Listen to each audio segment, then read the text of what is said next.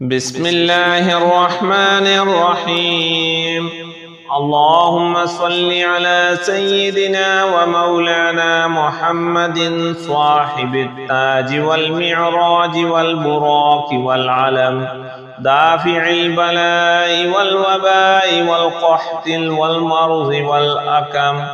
اسمه مكتوب مرفوع مشفوع منقوش في اللوح والقلم، سيد العرب والعجم، جسمه مقدس معطر مطهر منور في البيت والحرم،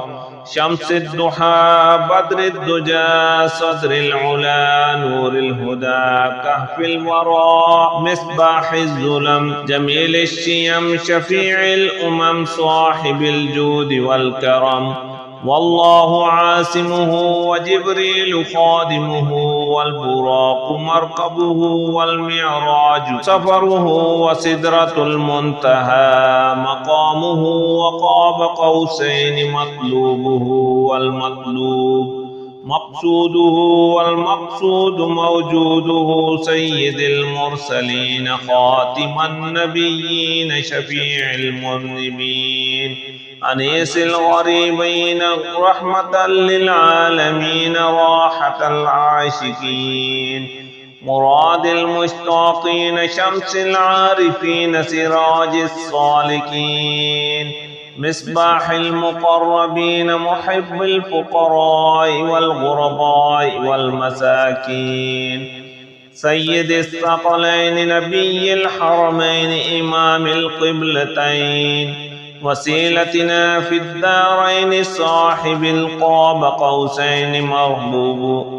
محبوب رب المشرقين ورب المغربين جد الحسن والحسين، مولانا ومولى الثقلين أبي القاسم محمد بن عبد الله، نور من نور الله، يا أيها المشتاقون بنور جماله صلوا عليه وآله وأصحابه وسلموا تسليما. يا جميل يا الله يا قريب يا الله يا عجيب يا الله يا مجيب يا الله، يا رؤوف يا الله يا معروف يا الله، يا منان يا الله يا ديان يا الله يا برهان يا الله يا سلطان يا الله،